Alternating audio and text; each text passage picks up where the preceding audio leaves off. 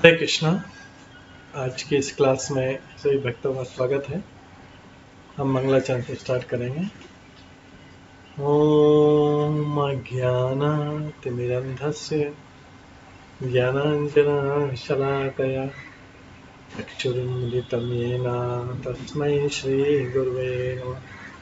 श्रीचैतन्यमनोभीष्टं स्थापितं येन भूतले स्वयं रूप कदा मह्यं ददाति स्वपदान्तिकम्।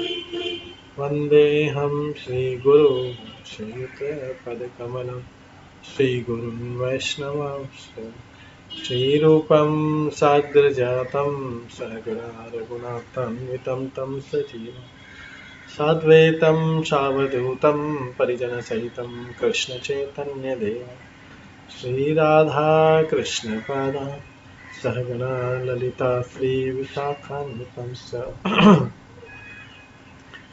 नमो विष्णुपदाय कृष्णप्रस्थाय भूतले श्रीमते भक्तिवेदांत स्वामिन्निते नामिने।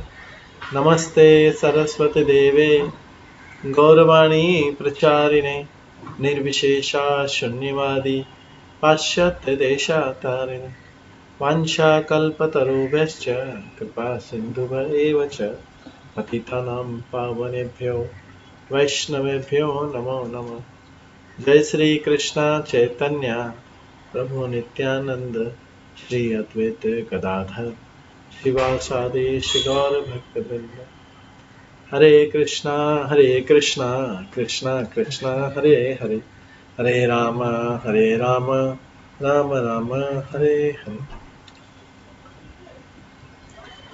ओम नमो भगवते वासुदेवाय। ओम नमो भगवते वासुदेवाय। ओम नमो भगवते वासुदेवाय। नारायणं नमस्कृत्य नरं चैव नरोत्तमं देवीं सरस्वतीं व्यासं ततो जयमुदीरये। नष्टप्रायेषु भद्रेषु नित्यं भागवत सेवया भगवते उत्तम श्लोके भक्तिर्भवति नैष्ठिकी। कृष्णाय वासुदेवाय देवकी नंदनाय च नन्दगोपकुमाराय गोविन्दाय नमो नमः। सर्ववेदान्तसारभि श्रीभागवतमिष्यते तत्त्वस्य नान्यत्र स्याद्रति क्वचित्। आराध्यो भगवान् ब्रजेश तनयस्तनधाम वृन्दावनं रम्या काचिदुपासना व्रजवधूवर्गेण या कल्पिता। श्रीमद्भागवतं प्रमाणम् अम्लं प्रेमपुमार्थमहं श्रीचैतन्यमहाप्रभुर्मतम् इदं तत्रादुरो न परः। मूकं करोति वाचालं पङ्गुलङ्घयते गिरिं यतिकृपातमहं वन्दे परमानन्दमाधवम्। हरे कृष्णा। आज की इस क्लास में सभी भक्तों का स्वागत है। अभी हम श्रवण कर रहे थे नारद मुनि तथा राजा प्राचीन परिषद के मध्य वार्तालाप। वही वार्तालाप आज हम कंटिन्यू करेंगे।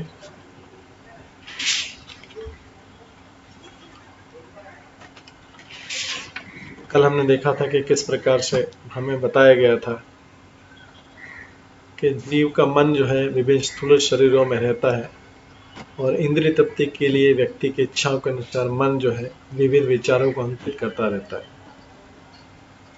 ये मन जो है विभिन्न विषयों के मेल के रूप में प्रकट होते हैं। अतः कभी कभी प्रतिबिंब ऐसी वस्तुओं के रूप में प्रकट होते हैं जो पहले न तो कभी सुनी गई और न कभी देखी गई।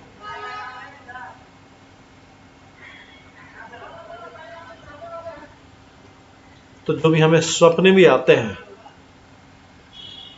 वो इस जीवन में हम देखते हैं कभी न तो हमने अनुभव किए गए न भी सुने, किंतु ये सभी घटनाएं विभिन्न कालों स्थानों तथा परिस्थितियों में पहले कभी अनुभव की गई थी। ये सारी चीजें पहले कभी हुई थी, अनुभव की गई थी, इसीलिए जो है ये हमारे मन में आ रही है।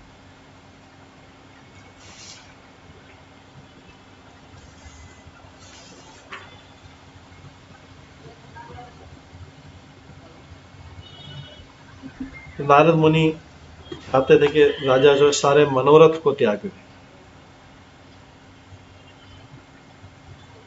क्योंकि वे मन रूपी रथ पर घटित होते हैं। तक आ गया भागवतम में, यस्यास्ति भक्तिर्भगवत्य किंचना सर्वे गुणे तत्र समासते सुरा हराव भक्तस्य कुतो महद्गुणा मनोरथेना सिद्धि धावतो बहि।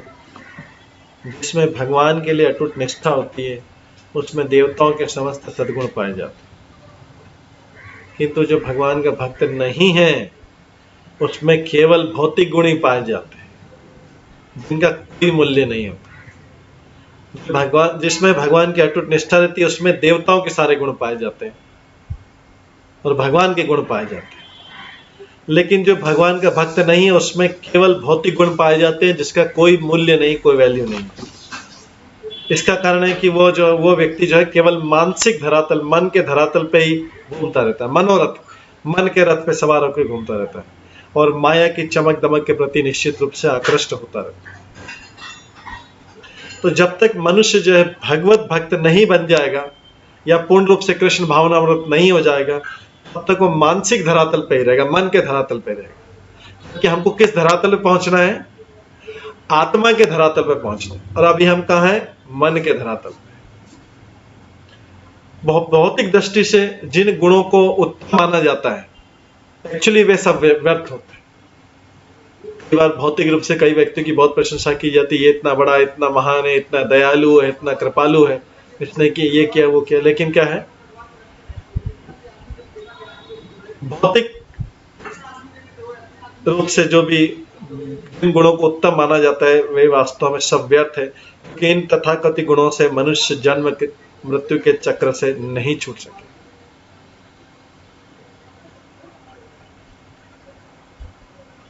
निष्कर्ष ये निकलता है कि मनुष्य को मनोरथ, मन के रथ पे सवार होकर कल्पना ही नहीं, अपनी इच्छा नहीं करनी चाहिए। मन के रथ पे सवार नहीं होना चाहिए, उसको मनोरथ बोलते हैं।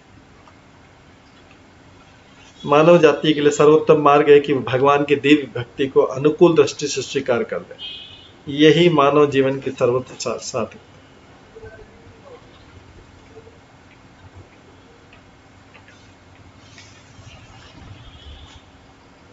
ये जो है मन का कार्य क्या है?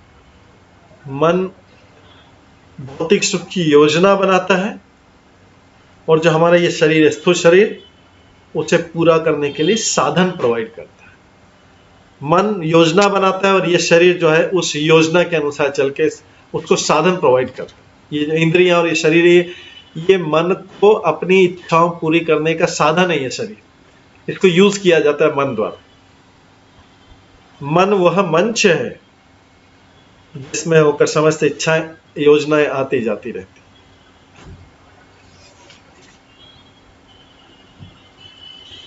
अतः फिर नरोत्तम दास ठाकुर गाते हैं,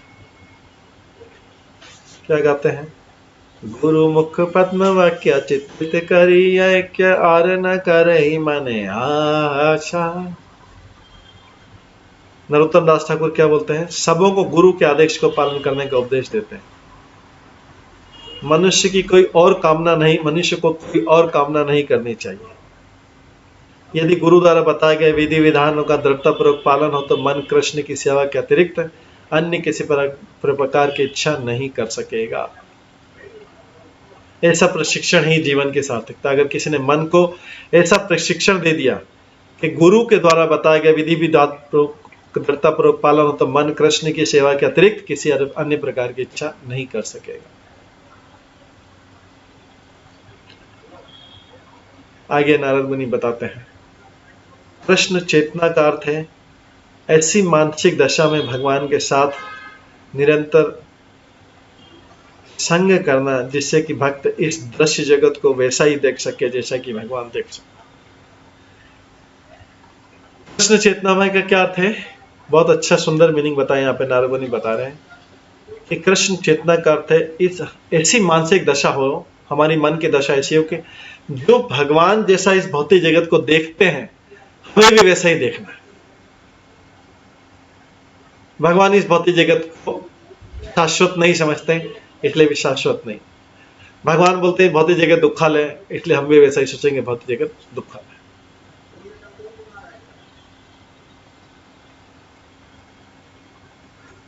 ऐसा देख पाना सदैव संभव नहीं होता कि जैसा भगवान देख रहे हैं वैसा ही हम इस भौतिक जगत को भी देखें और समझें।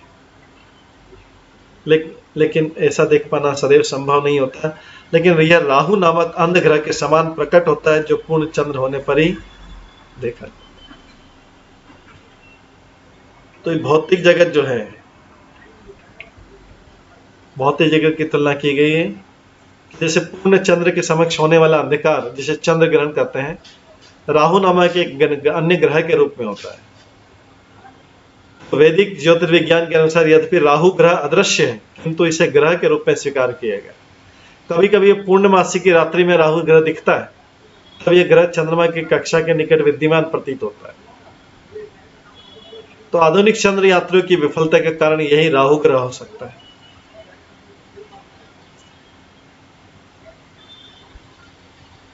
तो प्रभुपाद कई बार बोल चुका है कि जो लोग बोलते हैं कि हम मून की यात्रा करके आ गए हैं, चंद्रमा पे चले गए, वो हो सकता है कि इस राहु ग्रह पे चले गए।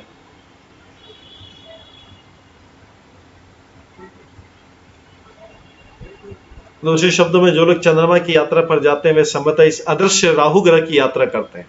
ये अदृश्य रहता है लेकिन कभी कभी पूर्णमासी के समय रात्रि में दिखाई देता है। वे ये जो वैज्ञानिक बोलते हैं हम चंद्रमा पे चले गए, वे चंद्रमा तक न जाकर राहु ग्रह पर ही पहुंचकर वापस चले आते हैं।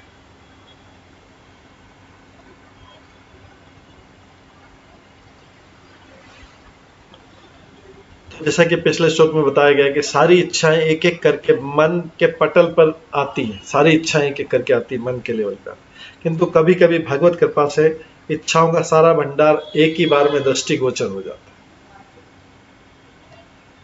मनुष्य कृष्ण भक्ति में पूर्ण रूप से लीन होता है तो भौतिक इच्छाओं का भंडार जो न्यूनतम रहता है। जब मनुष्य कृष्ण भक्ति में पूर्ण रूप से लगा रहता है तो भौतिक इच्छाएं न्यूनतम कम से कम हो जाती है, और जब मनुष्य कृष्ण भक्ति में कम से कम लगा रहता है तो भौतिक इच्छाओं का भंडार बहुत बड़ा हो जाता है, एक दूसरे के उल्टा हो जाता है।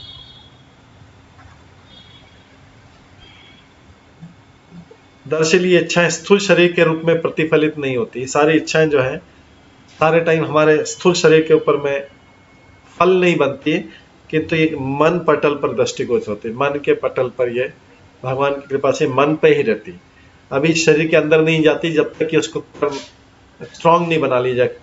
जब तक उसको हम कार्य नहीं कर लेंगे तब तक इच्छा मन के लेवल पर रहेगी। तो जब तक जीव कृष्ण भक्ति स्वीकार नहीं करता है, कोई भी जीव जन्म मृत्यु के चक्र से नहीं बच सकता है। तो इस श्लोक में स्पष्ट कहा गया कि कृष्ण भक्ति में तल्लीन होने पर एक ही झटके में जीव भूत तथा भविष्य के मनोरथों से मुक्त हो जाता है। एक अनिष्ठ है। तो भगवत कृपा से सारी वस्तुएं एक साथ मन के भीतर प्रकट होती।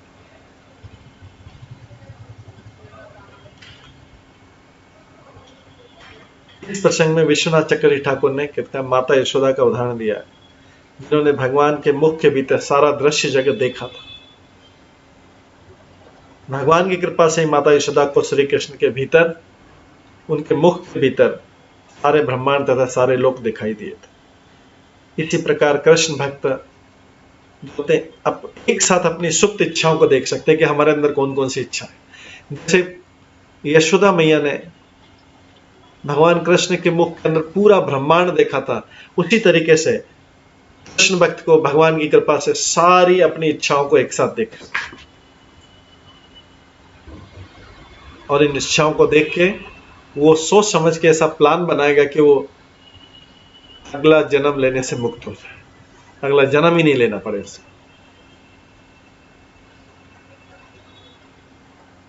यह सुविधा विशिष्ट भक्त को प्रदान की जाती है, भगवान के प्रिय भक्त को प्रदान की जाती है, जिससे भगवान के धाम वापस जाने का रास्ता साफ हो जाए। तो यहाँ पर उसी चीज की जो पहले भी व्याख्या की गई थी, यहाँ पर भी व्याख्या की गई कि जिन वस्तुओं का अनुभव हमें इस जीवन में नहीं होता, जब हमने कोई चीज इस बार देखी ही नहीं, इस जीवन में अनुभव नहीं किया, तो फिर हमको स्वप्न में क्यों आती?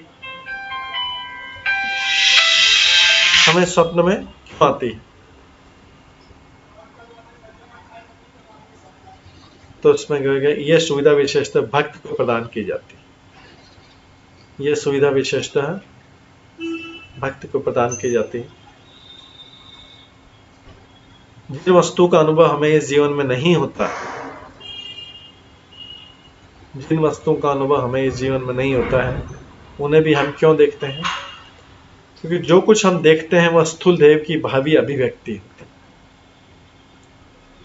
जो पहले से मन पट पर संचित होता है। क्योंकि कृष्ण भक्त को भावी स्थूल देह धारण नहीं करनी पड़ती, क्योंकि कृष्ण भक्त को अगली देह धारण नहीं करनी है, अब उसकी अंकित इच्छाओं की पूर्ति स्वप्न में हो जाती। तो देखिए भक्त के साथ कितनी फैसिलिटी दी हुई कि भक्त के अंदर जो भौतिक इच्छाएं होती है, अब भौतिक इच्छा तो उसको क्लियर कैसे करेंगे? जो भी न्यूनतम भौतिक इच्छा भी रह गई, उसकी कृष्ण चेतना तो बहुत हाई हो गई, तो भौतिक इच्छा बहुत कम हो गई, लेकिन भौतिक इच्छा फिर भी है। तो भगवान उन भौतिक इच्छाओं को अभी उस भक्त का अगला जन्म तो होना नहीं है, अब तो जन्म मृत्यु से छूट गया, तो फिर उसके अंदर उस भौतिक इच्छाओं का क्या होगा? तो यहाँ पे प्रभुपाद बताते हैं कि उसकी भौतिक इच्छाएं जो स्वप्न में पूरी हो जाती, स्वप्न में पूरी होकर वो भौतिक इच्छाओं का खत्म हो जाता है, और इस तरीके से वो अगले जन्म से फ्री हो जाता है।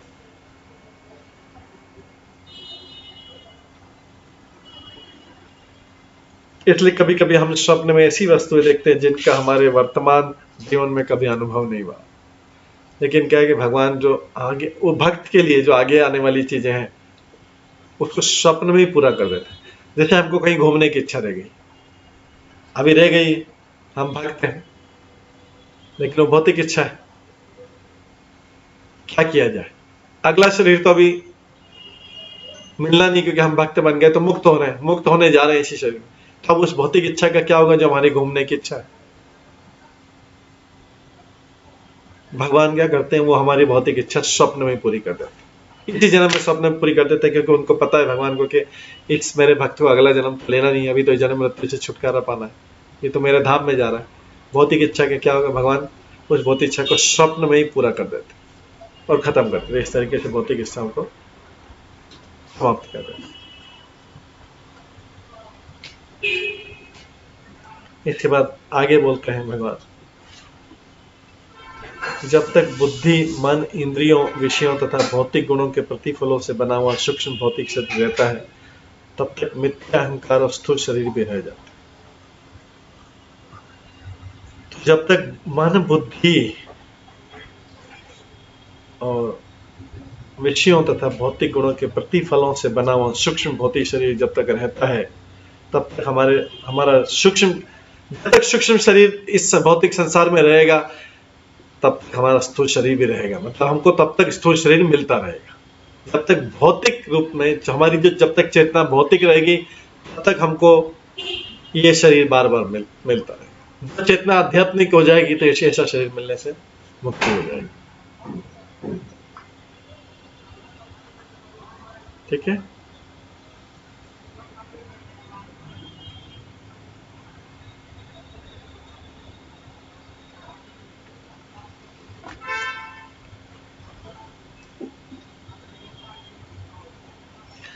क्योंकि जब तक इस सूक्ष्म शरीर में भौतिक इच्छा रहेगी तब तक ये ऐसा स्थूल शरीर बार बार धारण करना पड़ेगा। क्यों धारण करना पड़ेगा? क्योंकि सूक्ष्म शरीर जो है अपनी इच्छाएं, सूक्ष्म शरीर में जो इच्छाएं बाकी हैं वो इस शरीर को धारण किए बिना पूर्ण नहीं हो सकती है। ऐसा स्थूल शरीर धारण करना ही पड़ेगा अगर मन में हमारी इच्छा है। जैसे भूत प्रेत होते हैं, भूत प्रेत का सूक्ष्म शरीर होता है क्योंकि उनका ये शरीर तो खत्म हो गया होता है किसी कारण से। तो क्या करते हैं, भूत दूसरों के अंदर घुस जाता है, दूसरे शरीरों में घुस जाता है, क्योंकि उनकी अधूरी इच्छा है। अधूरी इच्छा कैसे पूरी करेंगे? ये शरीर तो खत्म कर लिया उन्होंने, खत्म हो गया उनका शरीर ये वाला। तो क्या करते हैं कि वो सूक्ष्म शरीर जो भूत प्रेतों का था वो दर भटकते रहते हैं और अपनी इच्छाएं दूसरों के शरीर में जाके पूरी करते हैं। जो वीक जो दुर्बल शरीर होते हैं, जो पापी शरीर होते हैं, जो जो मतलब सारे गलत कार्य करते हैं, उन कमजोर शरीरों में जाके भूत प्रेत प्रवेश करके अपनी इच्छाएं पूरी करने का प्रयास करते हैं, क्योंकि उनकी अधूरी इच्छाएं रह गई थी। ये शरीर तो नष्ट हो गया जो बाहर दिखने वाला था, तो शरीर में इच्छाएं तो काफी बाकी है अभी, क्योंकि शरीर पूर्ण नहीं, शरीर बीच में छूट गया, तो उन इच्छाओं को वो सब कैसे पूरा किया जाए? किसी दूसरे स्थूल शरीर में प्रवेश करके, किसी दूसरे के शरीर में प्रवेश करके वो अपनी इच्छाएं पूरी कर। अतः इस श्लोक में स्पष्ट बताया गया है कि मन तथा बुद्धि की सूक्ष्म क्रियाएं जो होती हैं वो जीव के सूक्ष्म शरीर के सुखों तथा दुखों के कारण चलती रहती है।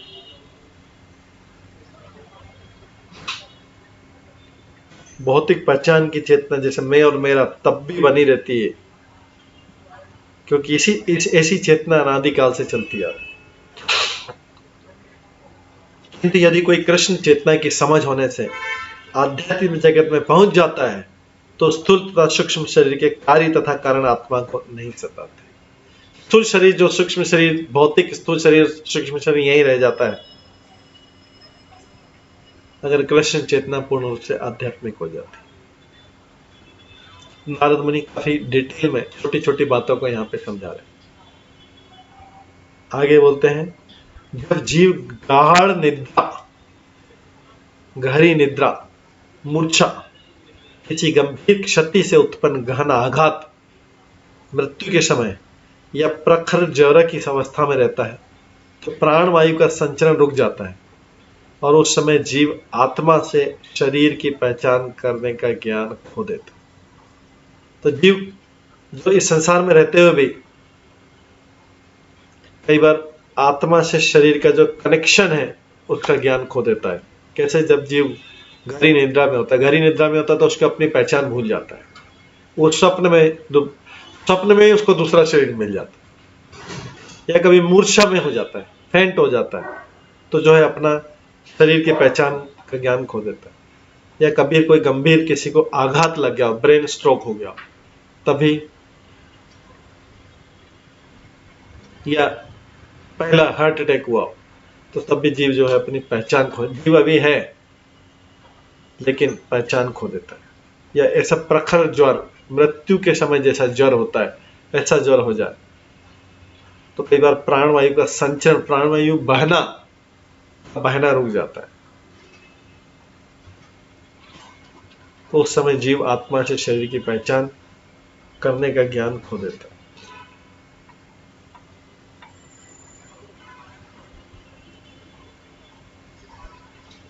मूर्ख लोग जो है आत्मा के तत्व को नकारते हैं, किंतु ये एक तथ्य है कि जब हम सो जाते हैं और हमें भौतिक शरीर की सुधि नहीं रहती और जगने पर सूक्ष्म शरीर की सुधि जाती रहती, दूसरे शब्दों में सोते समय स्थूल शरीर के कार्य को भूल जाते हैं और जब स्थूल शरीर कार्य करता है तो हम सुप्तावस्था के कार्य को भूल जाते हैं। वास्तव में निद्रा तथा जागरण दोनों ही अवस्थाएं माया की सृष्टि। स्वप्न तो हम सोचते हैं कि माया की सृष्टि, माया में सब कुछ हुआ, स्वप्न में सब झूठा था सब कुछ, लेकिन जब स्वप्न जागा अभी जो हो रहा है वो भी झूठा है।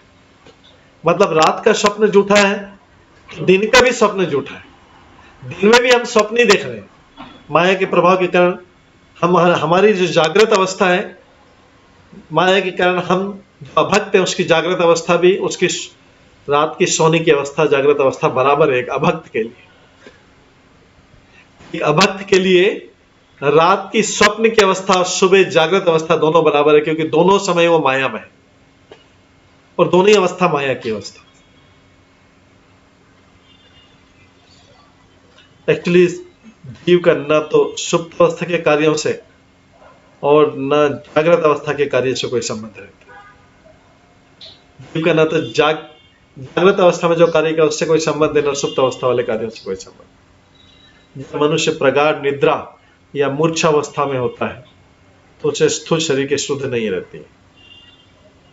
इस प्रकार किसी को जब एनेस्थीसिया दिया जाता है, क्लोरोफॉर्म में सुंघाया जाता है, उसको थोड़ी देर के लिए बेहोश किया जाता है और उससे सर्जरी की जाती है, ऑपरेशन होता है, तो उसे पीड़ा का अनुभव नहीं होता। इसी प्रकार किसी महान क्षति से अगर मनुष्य को कोई हार्ट अटैक होता है तो स्थूल शरीर को पहचानना भूल जाता है। मृत्यु के समय जब शरीर का तापमान 107 डिग्री तक बढ़ जाता है तो जीव मूर्छावस्था में चला जाता है, तभी वह स्थूल शरीर की पहचान खो बैठता है।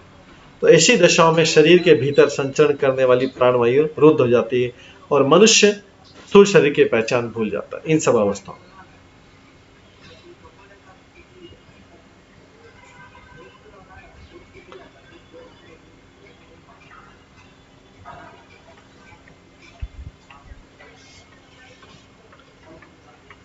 और जब वो इस अवस्था से जैसे एनेस्थीसिया या उसको जब बेहोश किया जाता है फिर ऑपरेशन किया जाता है, उसके बाद जब वापिस होता है तो सारी चीजें भूल गया होता है, क्योंकि उसने स्थूल शरीर का उससे संबंध, आत्मा से संबंध भूल गया। आगे बोलते हैं, नारद मुनि समझा रहे हैं अभी, जब मनुष्य तरुण होता है, युवा होता है, तो 10 इंद्रियां तथा मन पूरी तरह दिखाई पाते हैं उसको। 5 ज्ञानेंद्रियां, 5 कर्मेंद्रियां और मन ही 11वां मन। ये जब मनुष्य युवा रहता है तो उसको सारी चीजों का अनुभव होता है, सारी चीजें दिखाई देती हैं। किंतु माता के गर्भ में या बाल्यकाल में इंद्रियां तथा मन उसी तरह ढके रहते हैं जिस तरह अमावस्या की रात्रि के अंधकार से पूर्ण चंद्रमा ढका रहता है। तो बाल्यावस्था में या माँ की गर्भावस्था में जो बच्चे की इंद्रियां हैं और मन पूरी तरीके से ढके रहते हैं, लेकिन जब युवा तरुण अवस्था होता है तो सारी के सारी इंद्रियां और सारा मन जो है उसको दिखाई देता है, पूर्ण विकसित होता है। तो इसलिए बताया गया, प्रभुपाद तात्पर्य में बताते हैं कि जब जीव माता के गर्भ में होता है तो उसका स्थूल शरीर, 10 इंद्रियां तथा मन पूर्णतः विकसित नहीं होते। तब इंद्रियों के विषय उसे विचलित नहीं कर पाते। एक छोटे बालक को जो है इंद्रिय के विषय विचलित नहीं कर पाएंगे, उसको वो इंद्रिय भोग, इंद्रिय तत्व सब चीजें नहीं जानता एक छोटा बालक, क्योंकि इसकी इंद्रियां पूर्ण रूप से विकसित नहीं है एक छोटे बालक की। या माँ के गर्भ में जब बालक है तब भी उसकी इंद्रिया विकसित नहीं, इसलिए उसको ज्यादा इस संसार के भोग इंद्रिय तत्व की इच्छा नहीं, बालक। लेकिन जब युवा अवस्था हो जाता है तब उसकी इंद्रिया पूर्ण रूप से डेवलप हो जाती है, तब उसको इंद्रिय भोग, इंद्रिय तत्व की इच्छाएं जागृत करती।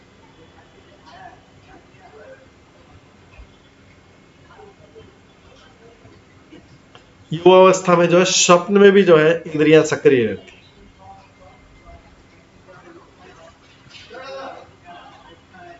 सूक्ष्म तथा स्थूल शरीरों के कार्य इस बात पर निर्भर करते हैं, सूक्ष्म तथा स्थूल शरीरों के कार्य हमसे जो होते हैं इस बात पर निर्भर करते हैं कि परिस्थितियां कितना विकसित,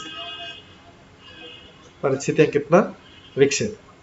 यहाँ पर चंद्रमा का उदाहरण अत्यंत उपयुक्त। अमावस्या की रात में यद्यपि चंद्रमा पूर्ण चमकता हुआ चंद्रमा उपस्थित होता अमावस्या की रात में, किंतु परिस्थितियों के कारण, किंतु ऐसी परिस्थितियों के कारण, राहु के कारण वो उपस्थित नहीं जान पड़ता है। इसी प्रकार जीव की इंद्रियां विद्यमान रहती हैं, जीव की इंद्रियां तो बालक में भी विद्यमान रहती हैं, माँ की गर्भावस्था में भी विद्यमान रहती है बालक की, लेकिन क्या है कि वे सक्रिय नहीं होती। कब तक सक्रिय नहीं होती, कब तक सक्रिय नहीं होती इंद्रियां? जब तक ये स्थूल तथा सूक्ष्म शरीर विकसित नहीं हो जाता तब तक इंद्रियां भी विकसित नहीं होती। जब तक स्थूल शरीर की इंद्रियां विकसित नहीं हो जाती तब तक सूक्ष्म शरीर की क्रियाओं पर, सूक्ष्म शरीर पर कोई क्रिया नहीं करती। इस प्रकार सूक्ष्म शरीर में इच्छाओं के अभाव के कारण स्थूल शरीर का विकास नहीं हो पाता।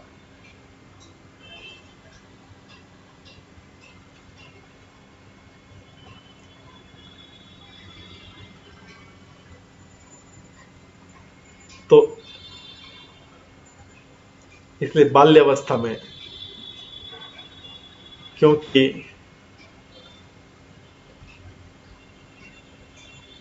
इंद्रियां विकसित नहीं है,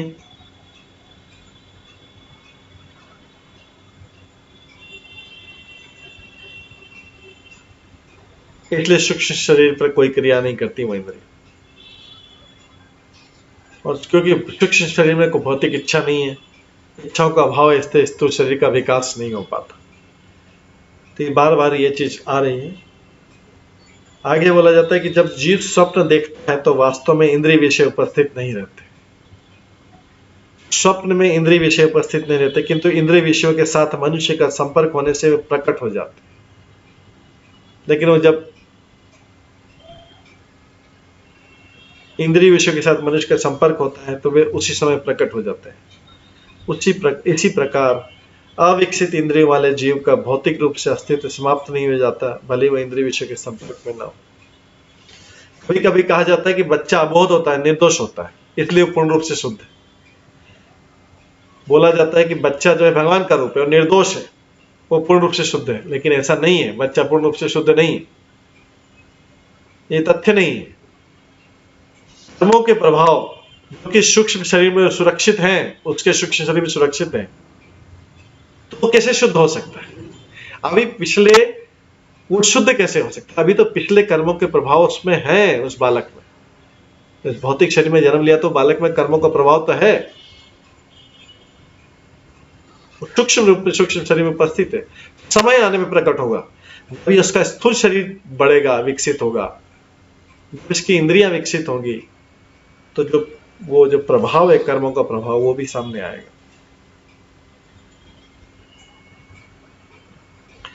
जो कर्मों का प्रभाव 3 क्रमागत अवस्थाओं में रहते हैं। पहले बीज के रूप में, मूल के रूप में रहता है, दूसरा इच्छा के रूप में रहता है, तीसरा फलोन्मुख, फलने के प्रकट के रूप में प्रकट होते हैं। तो प्रकट अवस्था प्रारब्ध कहलाती है। हमारे जो प्रारब्ध में है वो प्रकट अवस्था है, लेकिन जो भी बीज है, कूट है और फलोन्मुख है, ये अभी आगे की अवस्था है, इसके बाद आने वाली है। शिशु भले ही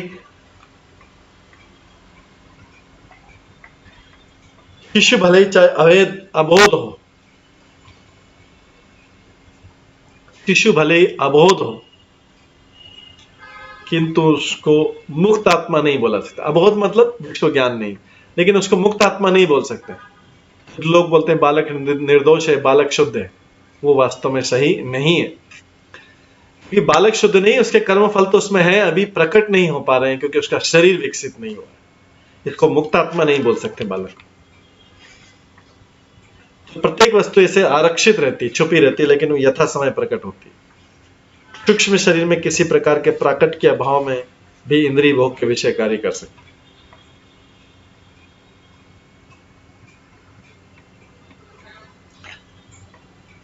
यदि सूक्ष्म तथा स्थूल शरीरों की प्रतिक्रियाएं नहीं भी प्रकट हो, तो भी मनुष्य भौतिक परिस्थितियों से मुक्त नहीं हो पाता। इसलिए यह कहना गलत है कि शिशु मुक्त आत्मा के समान या शुद्ध भक्त के समान निर्दोष होता नहीं।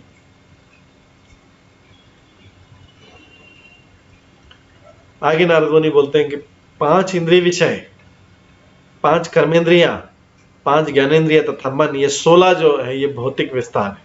ये सब जीव के साथ संयोजित रहते हैं, सब जीव में रहते हैं, और ये सब चीजें प्रकृति के तीनों गुणों द्वारा प्रभावित होती। इस प्रकार एक बद्ध जीव के अस्तित्व को समझा जा सकता है कि 5 इंद्रिय विषय हैं, 5 ज्ञानेंद्रिय है, 5 कर्मेंद्रिय है और एक मन है। ये सब जो है 16 भौतिक विस्तार है, ये सब जीव के साथ संयोजित रहते हैं, और इस प्रकार बद्ध जीव के अस्तित्व को समझा जा सकता है।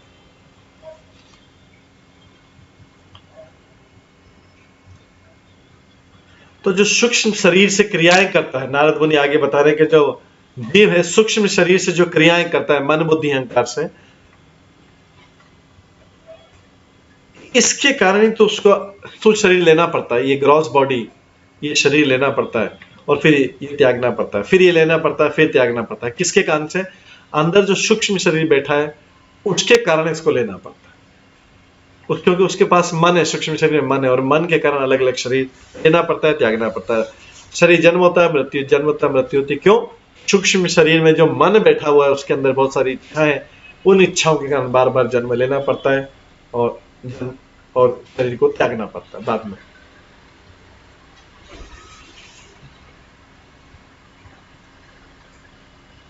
जिसका अर्थ है कि वो एक शरीर से दूसरे शरीर में जाता है और संसार में अधिक फंसता जाता है। इसलिए कृष्ण बोलते हैं ऐसी दिव्य विधि बता रहे हैं जिससे व्यक्ति इस बार बार जन्म लेने के, बार बार शरीर के, बार बार जन्म लेने के इससे छुटकारा पा जाए। क्या है वो तरीका?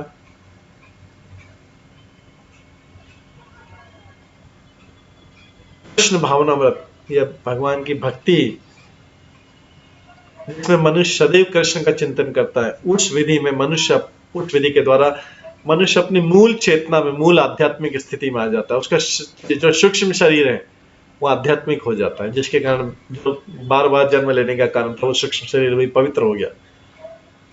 उससे जी मनुष्य अपनी मूल आध्यात्मिक स्थिति में लौट आता है। इसलिए भगवान बोलते हैं अपना मन मेरे में लगा लो, मन मना भाव मत भक्तो मत्या जी मां नमस्कुरु मामे वश्यति सत्यंते पति जाने प्रियसी में। सदैव मेरा चिंतन करो, मेरे भक्त बनो, मेरी पूजा करो और मुझे ही नमस्कार करो। इस प्रकार तुम निश्चय ही मेरे पास में आओगे। मैं तुम्हें वचन देता हूं क्योंकि तुम मेरे प्रिय मित्र हो। ये भगवान जो है भागवत गीता के 18वें अध्याय के 65वें 65 श्लोक में बोल। इसलिए मनुष्य को सदैव भगवान की भक्ति करनी चाहिए। जैसा कि अर्चना मार्ग में स्पष्ट है, मनुष्य को चाहिए कि मंदिर में श्री विग्रह की पूजा करे और गुरु तथा श्री विग्रह को निरंतर नमस्कार करे। ये विधियां उन लोगों के लिए जो वास्तव में भौतिक बंधन से मुक्त होना चाहते हैं।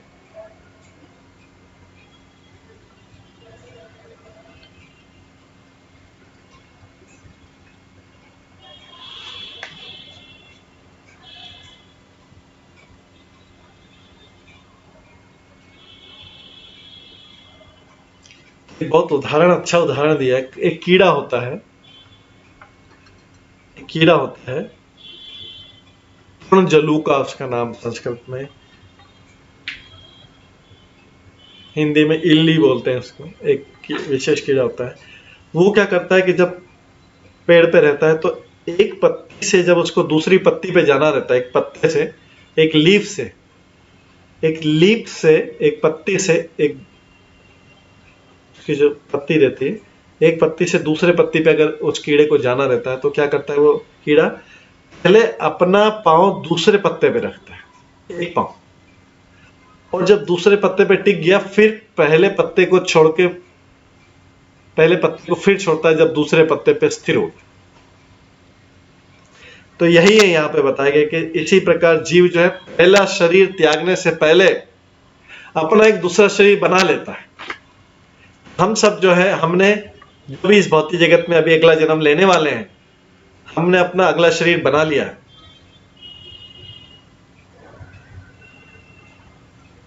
अगला शरीर जो है हमने पहले से तैयार कर लिया। जीव को अपना शरीर त्यागने के पूर्व अपने पूर्व कर्म के अनुसार अन्य शरीर को ग्रहण करना रहता है। तो जीव भी अपना इस शरीर को छोड़ने से पहले दूसरे शरीर उसने बना लिया। जैसे वो कीड़ा होता है, वो एक पत्ती से दूसरे वृक्ष पे, जब वो एक पत्ते से दूसरे पत्ते पे जाना रहता है उसको, तो पहला पत्ता नहीं छोड़ता, पहले दूसरे पत्ते पे पैर रखता है अपना, उस पे स्थिर हो जाता है, फिर पहले पत्ते को छोड़ता है। उसी प्रकार हम जो है इस शरीर को छोड़ने से पहले अपना पूरा दूसरा शरीर पूरा बना लिया है। किससे बना लिया है?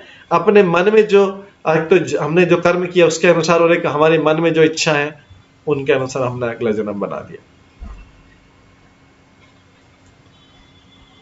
क्योंकि मन सारी इच्छाओं का भंडार है।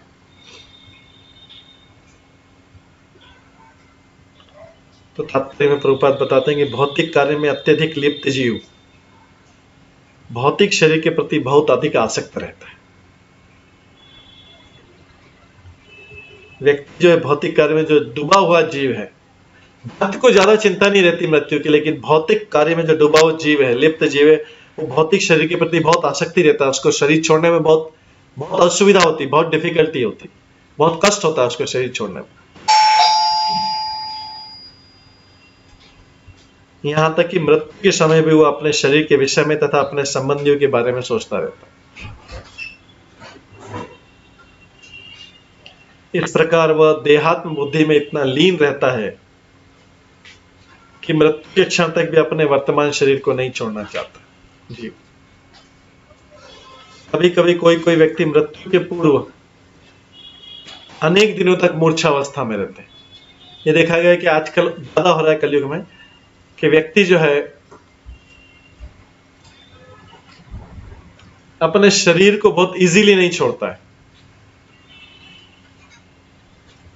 कई बार जो व्यक्ति है जो उसके उसके शरीर से इतनी आसक्ति के कई बार कई व्यक्ति एक एक दो दो साल तक 6 महीने तक 6 महीने 1 साल 2 साल तक अनकॉन्शियस स्टेट में रहते हैं। रिसेंटली अभी एक मिनिस्टर का था, उसमें आया था कि 4 साल तक अनकॉन्शियस स्टेट में रहा था। तो आत्मा तब तक शरीर छोड़ता नहीं क्योंकि आत्मा उस शरीर से बहुत ज्यादा आसक्त रहता है।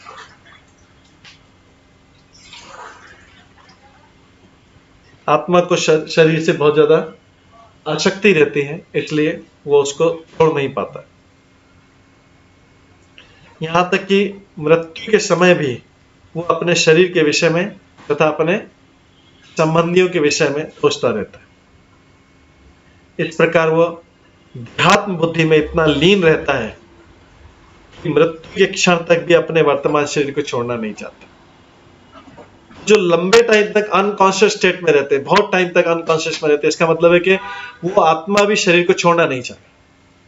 उसको अभी शरीर से आसक्ति, चाहे सब कुछ बंद होगा, शरीर का पूरा कार्य भी बंद हो गया है, लेकिन वो फिर भी शरीर नहीं छोड़ेगी आप, क्योंकि अभी उसके जो सूक्ष्म शरीर है उसको इस बहुत स्थूल शरीर से आसक्ति बनी हुई।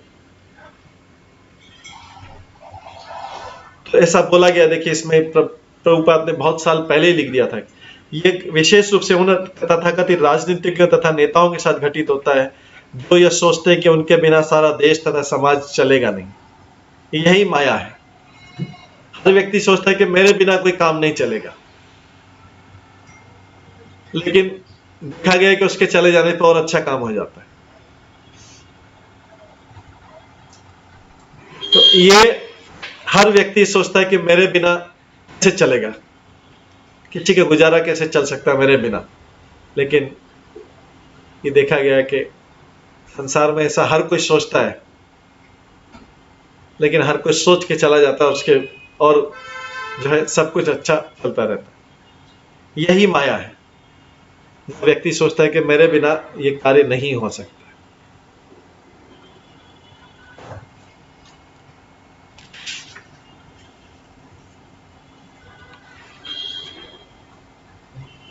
उत्तम व्यवस्था के द्वारा जीव को दूसरा शरीर प्रदान किया जाता है, किंतु वर्तमान शरीर के प्रति आसक्ति के कारण वो दूसरे शरीर में नहीं जाना चाहता, अतः उसे प्राकृतिक नियमों के द्वारा दूसरा शरीर स्वीकार कराने को बाध्य किया जाता है। तो व्यक्ति का कई बार मृत्यु के समय दूसरे शरीर में जाने की इच्छा नहीं है,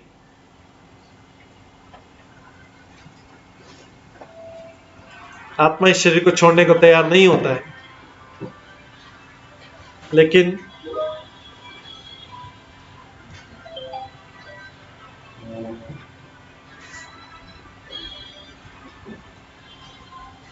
आत्मा इस शरीर को छोड़ने को तैयार नहीं है।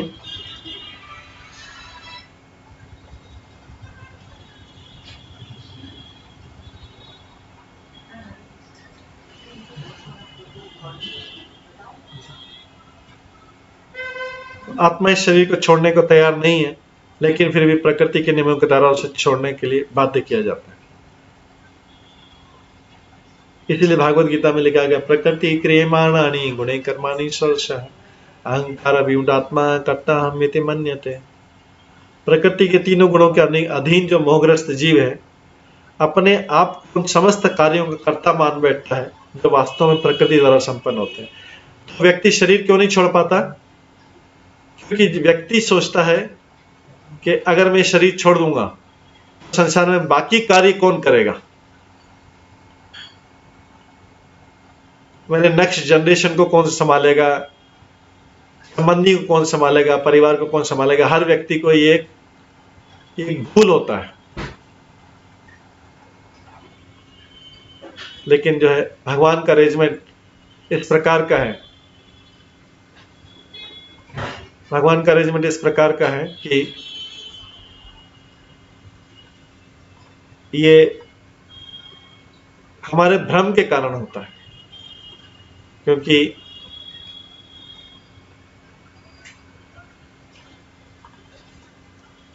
प्रकृति के 3 गुणों के अधीन होने के कारण जीव ये सोचता है कि वही सारे कार्यों का करता है, जबकि ये कार्य जो है वास्तव में प्रकृति के द्वारा किए जाते हैं। प्रकृति अत्यंत प्रबल है और भौतिक गुण मनुष्य को दूसरा शरीर ग्रहण करने के लिए बाध्य करते हैं। तो मनुष्य जो अपने आप को कर्ता समझ लेता है, भौतिक गुणों के, प्रकृति की भौतिक गुणों द्वारा जो संपन्न होता है, उसको मिथ्या अहंकार के कारण स्वयं को कर्ता समझ लेता है और लगता है कि मैं ही संसार को चला रहा हूं। लेकिन देखा गया कि उसके जाने के बाद भी संसार और अच्छे तरीके से चलता रहता है। तो प्रकृति अत्यंत प्रबल है और ये प्रकृति के भौतिक गुण हैं, जो 3 गुण हैं, ये मनुष्य को एक शरीर से दूसरे शरीर लेने के लिए बाध्य करते हैं। ये जो प्रकृति की शक्ति कब नजर आती है, जब मनुष्य एक उत्तम शरीर से एक अधम शरीर में प्रवेश करता है। जैसे मनुष्य जो है, जो मनुष्य शरीर से अगर कुत्ते का शरीर मिल जाए तो उसको पता लगता है व्यक्ति को कि ये जो है कितना पावरफुल है, प्रकृति की शक्ति कितनी पावरफुल।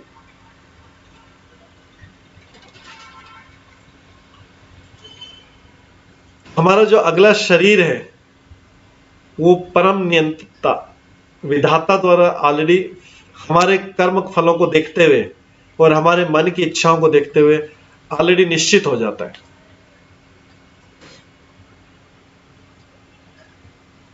तो इसलिए अगर व्यक्ति नहीं भी छोड़ना चाहे शरीर,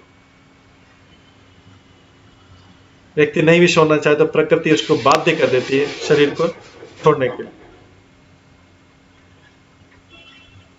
और जीव को तुरंत वर्तमान शरीर को छोड़कर दूसरे शरीर में प्रवेश करना पड़ता है। कभी कभी जीव अनुभव करता है कि वर्तमान शरीर की उसकी अनेक इच्छाएं पूरी नहीं हो पाई, क्योंकि जीव के अंदर भौतिक इच्छाएं तो इतनी सारी, तो कई बार लगता है कि अभी मेरी तो इच्छा नहीं पूरी हो पाई है, मैं शरीर छोड़ जाऊंगा तो मेरी इच्छा कैसे पूरी होगी, अगर छोड़ दूंगा तो फिर मेरी इच्छाएं कैसे पूरी होंगी। तो जो अपने जीवन के प्रति अत्यधिक आसक्त होते हैं, इस तरीके से जिनको शरीर छोड़ने में कठिनाई होता है, उनको प्रकृति जबरदस्ती छुड़ा देती है और ऐसे व्यक्तियों को प्रेत शरीर में रहना पड़ता है, क्योंकि अभी उनकी भौतिक इच्छाएं बहुत ज्यादा है और वो अपना ये वाला शरीर छोड़ने के लिए तैयार नहीं। तो फोर्सफुली जिनके शरीर को छुड़वाया गया है, ऐसे व्यक्तियों को प्रेत योनि स्वीकार करनी पड़ती। और यहां तक कि प्रेत शरीर में रहते हुए भी क्योंकि उनकी भौतिक इच्छाएं बाकी हैं, तो वे अपने पड़ोसियों को, अपने संगियों को या पुराने मित्र को उनको तंग करते रहते हैं, उनके शरीर में प्रवेश करते हैं, क्योंकि उनकी अभी भौतिक इच्छाएं संसार की बाकी है। इसलिए मनुष्य को चाहिए कि मृत्यु से पहले पहले अपनी भौतिक इच्छाओं को पूरी तरीके से समाप्त कर ले, नहीं तो ये भौतिक इच्छाएं उसको दूसरे एक निम्न शरीर में प्रवेश करने के लिए बाध्य करेंगी। क्योंकि इसी मन में जो इच्छाएं रहती है, उसी के अनुसार विभिन्न प्रकार के शरीर उत्पन्न होते हैं और जीव को उन्हें ग्रहण करना पड़ता है। जैसा कि हम जानते हैं भगवद गीता का श्लोक है, यम यमापि स्वभावम त्यजन्ते कलेवरम तम तमेवति कौन्तेय सदा तद्भाव भाविता। शरीर छोड़ते समय मनुष्य जिस अवस्था का स्मरण करता है, उसे वो निश्चित रूप से प्राप्त होती है वो अवस्था।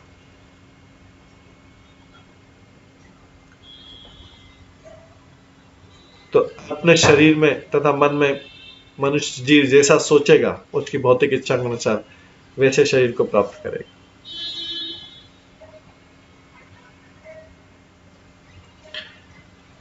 इसमें आके बोला गया है, प्रकृति में जो जीवात्मा है 3 गुणों का उपभोग करते हुए जीवन शैली अपनाता है और उसके अनुसार मृत्यु होने पर अलग अलग जगह पे जाता है।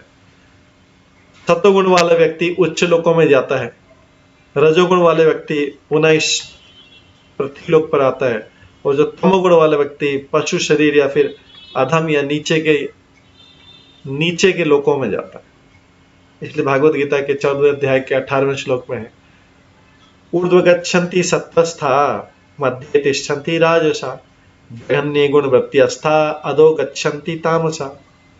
जो तामसी गुण वाले हैं अधो गच्छन्ति, नीचे जाते हैं। ऊर्ध्व गच्छन्ति कौन है? जो सत्वावस्था में, ऊर्ध्व गच्छन्ति सत्वावस्था। मध्य तिष्ठन्ति राजसा, मध्य लोक में कौन आते हैं? जिनको जो रजोगुण में होते हैं। तो जो लोग रजोगुणी है वे क्रमश, जो सत्वगुणी है वो उच्च लोकों को जाते हैं, जो रजोगुणी है वे पृथ्वी लोक पर रह जाते हैं, किंतु जो तमोगुणी है वो नरक लोगों की तरफ जाते हैं और बाद में फाइनली नीचे के लोकों में उनका पतन होता है। तो मनुष्य जो है जिस प्रकृति के जिस गुण के संग में रहेगा उसकी वृत्ति ऐसी होगी, उसका स्वभाव ऐसा होगा। तो संगति का मूल कारण क्या है? मन है। संगति का मूल कारण क्या है? मन है कि मन में किस प्रकार की इच्छा है, किस प्रकार की वृत्ति है। ये जो हम प्रभुपाद बताते हैं कि जो कृष्ण भावना मत आंदोलन है, ये सबके मन के विषयों को बदलने का कार्य कर रहा है। सबके मन को भौतिक विषयों से हटाकर कृष्ण चिंतन में लगाने का प्रयास कर। जैसे क्या है कि मन में कोई, मृत्यु से पहले मन में कोई भौतिक इच्छा बाकी नहीं रह जाए और फिर से दूसरा शरीर नहीं लेना, केवल आध्यात्मिक चिंतन ही, आध्यात्मिक इच्छा ही। इस प्रकार जीवन के अंत में मनुष्य कृष्ण की संगति को प्राप्त करता है।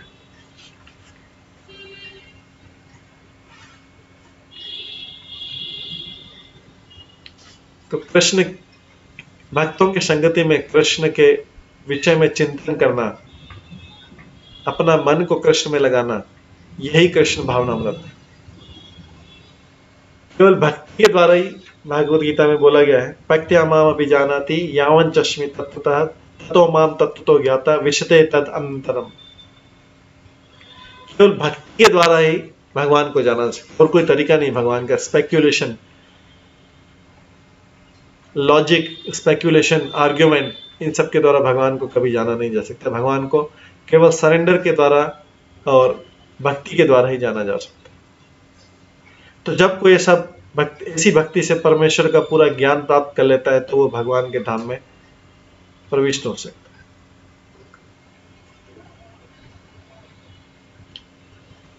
तो कृष्ण के स्वरूप को, उनके नाम, रूप, गुण और लीला को समझने से और कृष्ण के स्वरूप को समझने से मनुष्य कृष्ण के लोक में प्रवेश करने का पात्र हो जाता है। ऐसे प्रतिष्ठित पद पाने का कारण क्या है? केवल मन है। उसी मन से मनुष्य कुत्तों या सूरों का शरीर प्राप्त कर सकता है, और उसी मन से मनुष्य जो है कृष्ण की संगति, कृष्ण का धाम प्राप्त कर सकता है, कृष्ण की भक्ति प्राप्त कर सकता है। अतः मन को कृष्ण में लीन रखना ही मानव जीवन की महत्तम सिद्धि। आगे बोला गया कि जब तक हम इंद्रियों सुख का भोग करना चाहते हैं तब तक हम भौतिक कार्यों की सृष्टि करते रहते हैं, और जब जीव भौतिक क्षेत्र में कर्म करता है तो वह इंद्रियों को भोगता है, और ऐसा करने से भौतिक कर्म की एक और श्रृंखला को जन्म देता है। उस प्रकार जीवात्मा बद्ध रूप में, तो हर एक भौतिक कर्म करने से उसका एक फल मिलता है। उस फल को भोगने से फिर अगला कर्म स्टार्ट हो जाता है, फिर उस कर्म को करने से उसका जो फल मिलता है उसको भोगने से फिर अगला कर्म स्टार्ट हो। इस तरीके से एक पूरी श्रृंखला बन जाती, उससे निकलना मनुष्य के लिए बहुत मुश्किल हो जाता है। और इस प्रकार से जो जीवात्मा है, मनुष्य की जो हमारी आत्मा है, वो बद्ध आत्मा के रूप में जकड़ जाती, इस संसार में फंस जाती।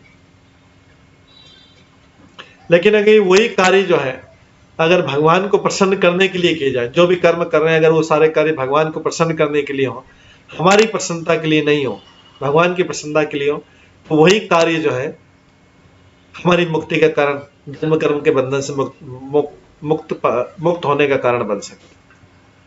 अगर कार्य हमारे लिए किए जाए तो बंधन का कारण बनेंगे, लेकिन अगर वही कार्य भगवान के लिए किए जाए तो मोक्ष का कारण बन सकता है, या जन्म मृत्यु के चक्र से छुटकारा बनने का कारण बन सकता है।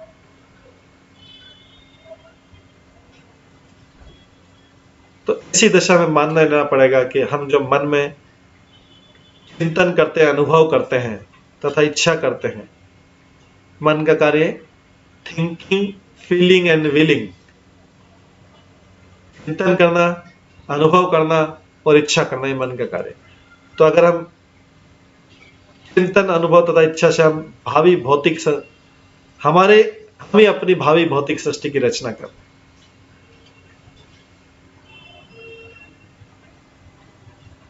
तो भक्ति विनोद ठाकुर भी लिखते हैं कि जीव अपने पुराने पुराने भौतिक कर्मों के कारण स्वयं कर्म बंधन के सागर में गिर जाता है।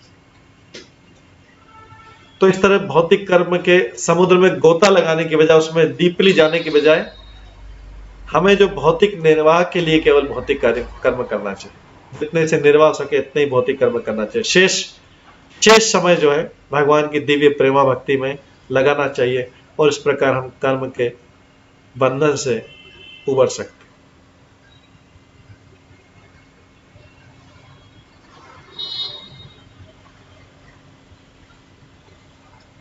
आगे नारद मुनि राजा प्राचीन महर्षि को समझा रहे हैं कि तुम्हें सदैव जानना चाहिए कि भगवान की इच्छा से इस जगत की उत्पत्ति, इसका पालन और इसका संहार होता है। अब इस दृश्य जगत में, इस भौतिक जगत में जो कुछ भी हो रहा है सब कुछ भगवान के अधीन है। हमें इस ज्ञान को, पूर्ण ज्ञान से प्रकाशित होकर भगवान की भक्ति में लग जाना चाहिए।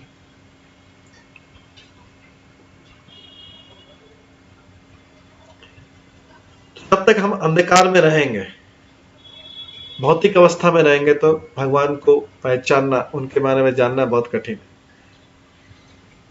जैसे जब रात्रि के अंधकार में, पूरा अंधकार है, इतना सूर्य तो होता ही नहीं, लेकिन चंद्रमा भी नहीं है, चंद्रमा भी दृश्य नहीं है, तो हम कई जगह अगर वन में चले जाए तो अपने आप को भी नहीं देख सकते। लेकिन जैसे सूर्य आता है, सूर्य के प्रकाश में हम न केवल अपने को बल्कि सारी वस्तुओं को देख सकते हैं।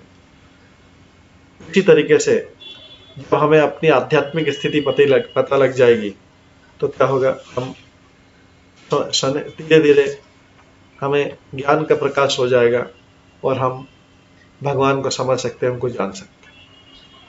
लेकिन अज्ञान अवस्था में भगवान का हम अनुभव नहीं कर सकते।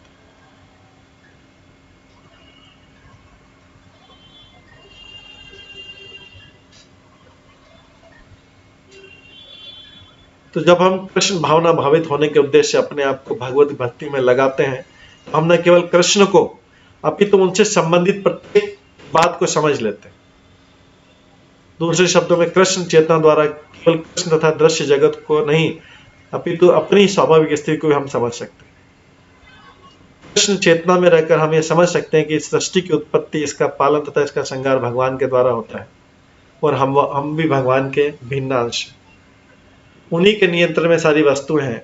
अतः हमारा एकमात्र कर्तव्य है कि हम उन्हीं की शरण में जाएं और उन्हीं की दिव्य पूर्ण प्रेमपूर्ण सेवा में लग जाएं। इस प्रकार से नारद मुनि राजा प्राचीन महर्षि को समझाने का पूरा प्रयास कर रहे हैं।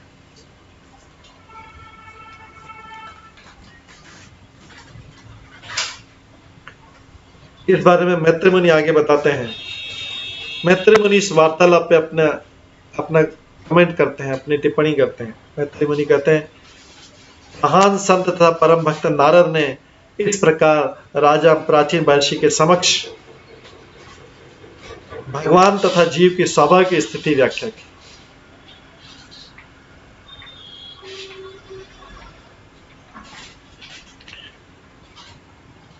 तो जो महान संत परम नारद है, वो प्राचीन महर्षि को इस प्रकार उन्होंने भगवान की स्थिति बताई और जीव की स्वाभाविक स्थिति, दोनों की स्वाभाविक स्थिति बताई।